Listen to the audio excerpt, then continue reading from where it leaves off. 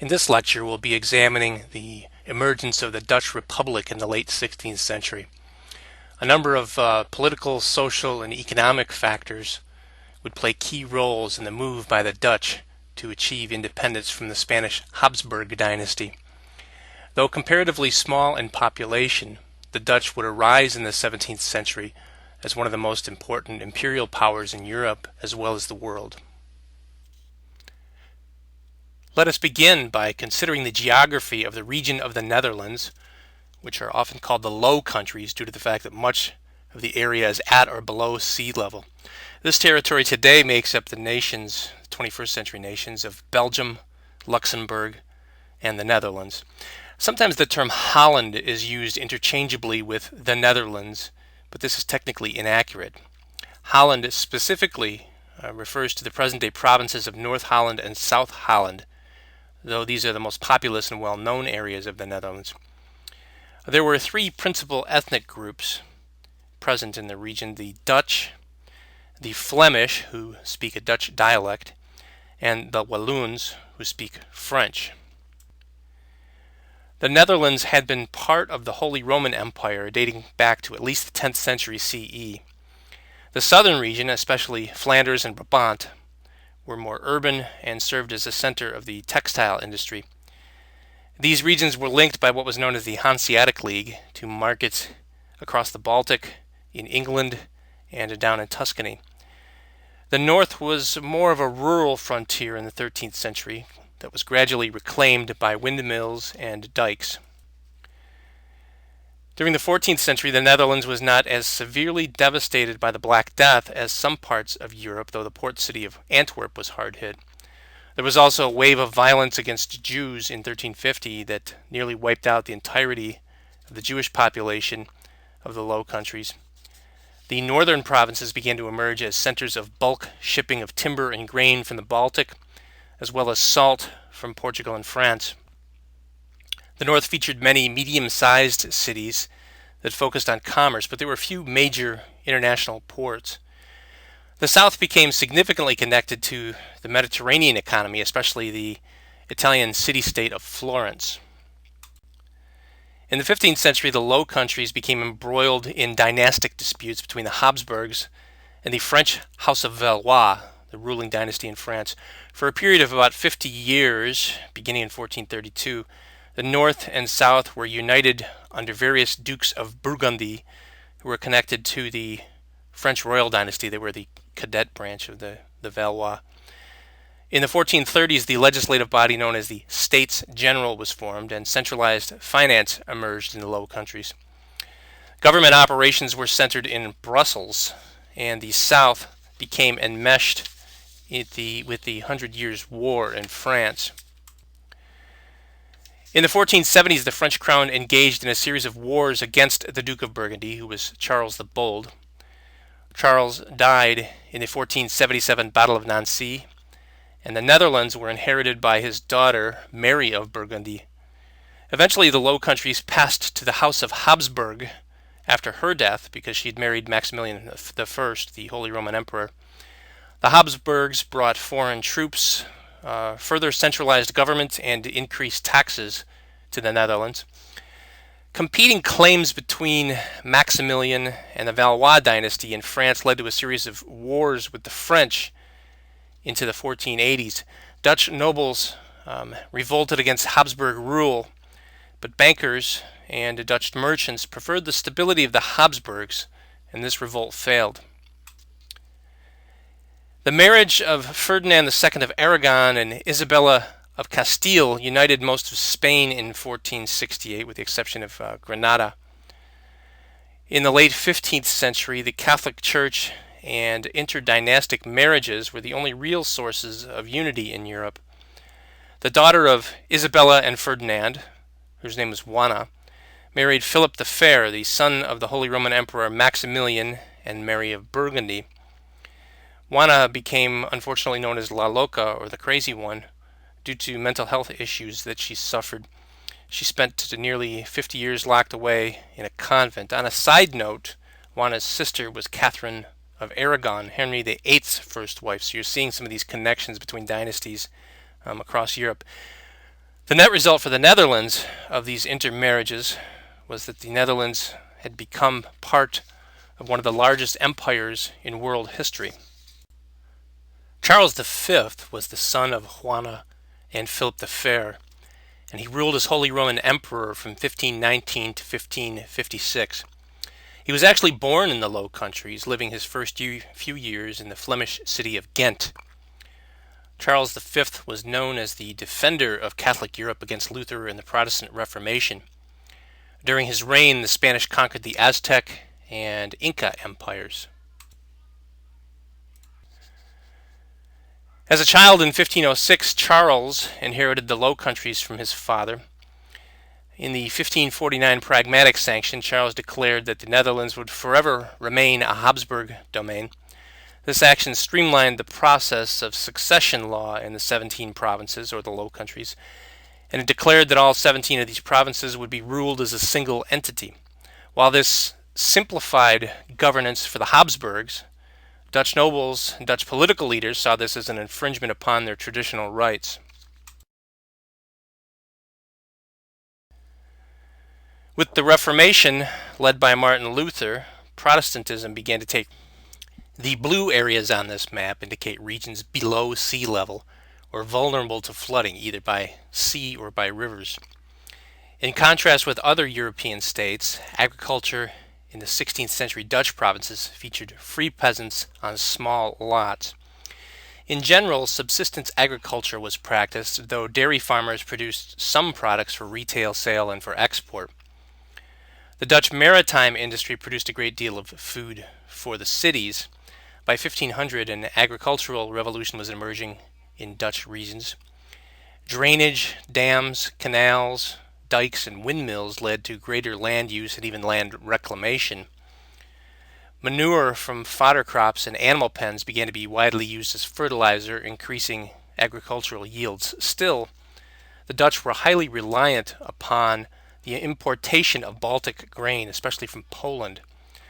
High rents and small farms meant that Dutch farmers were generally quite poor.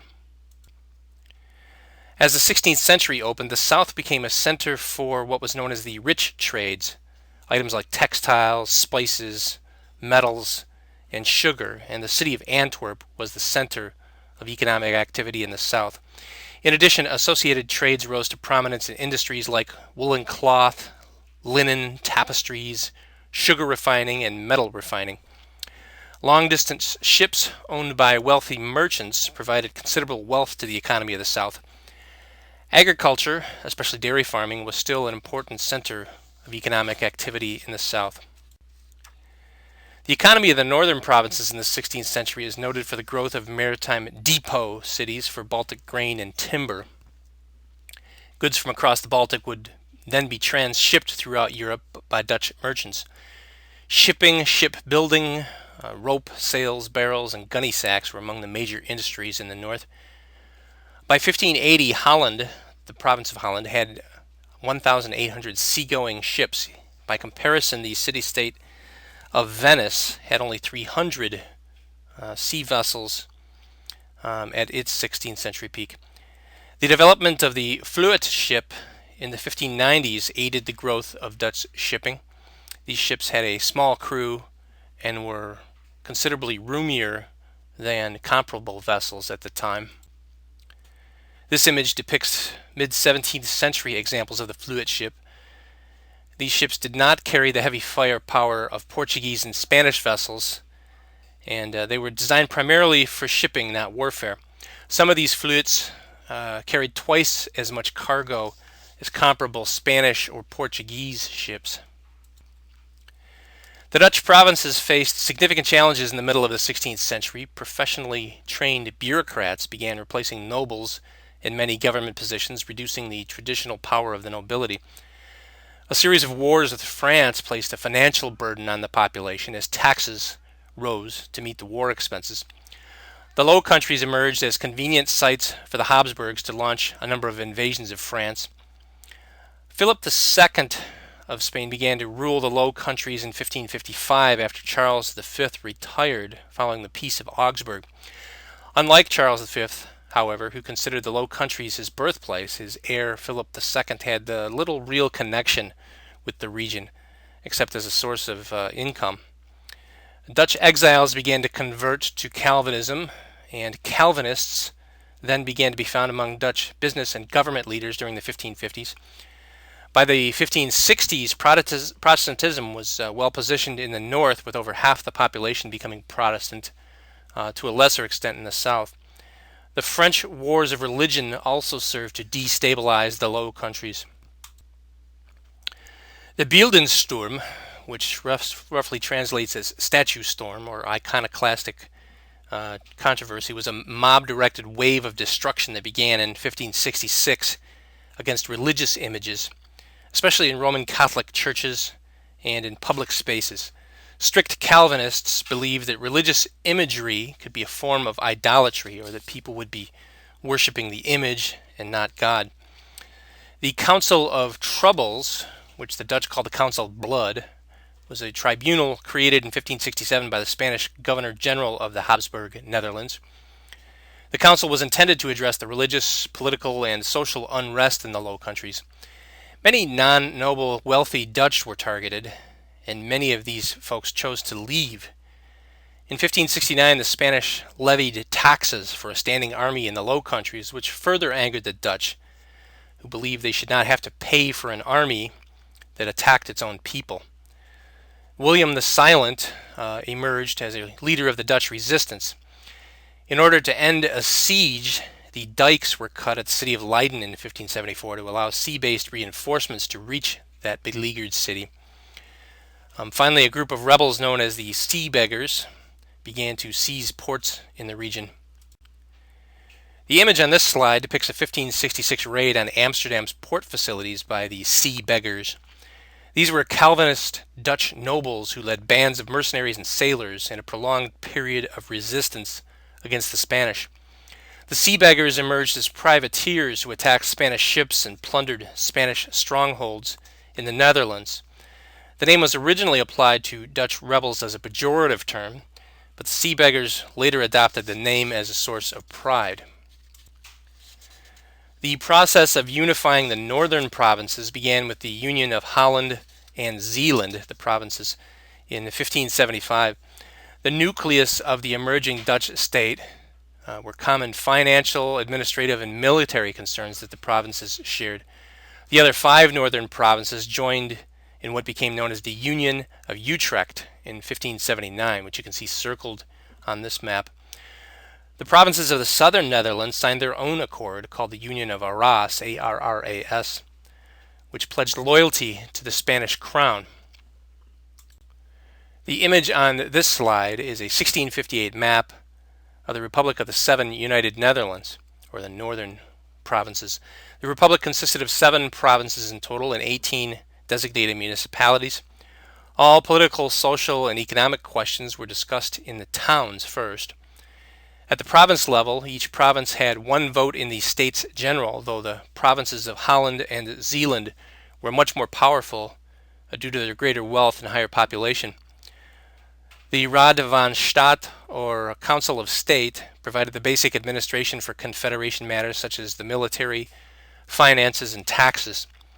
Admiralty colleges served as the administrative body in charge of customs, ports, and river maintenance. The highest office in the Dutch Republic was the stadtholder, a term that roughly translates as placeholder or cityholder.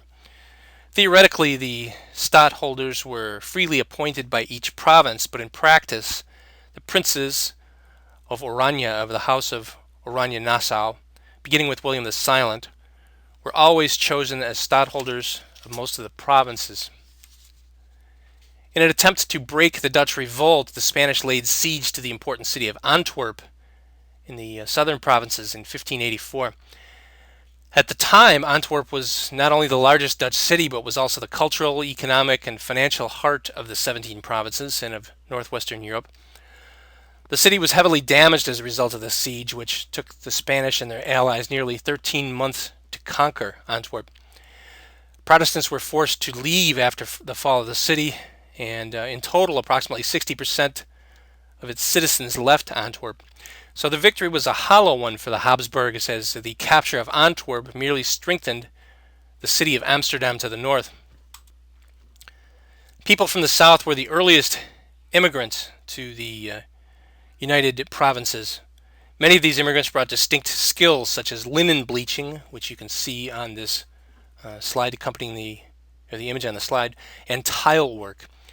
Poor Eastern Dutch-speaking people were the next major group to emigrate to the United Provinces, which became a magnet for free peasants and people of Dutch ethnicity. During the 30 Years' War from 1618 to 1648, the United Provinces also attracted tens of thousands of German immigrants. The net result of all this migration was that Amsterdam was now the new center of politics, economy, and culture in the Netherlands. This draws to a close our look at the emergence of the Dutch Republic.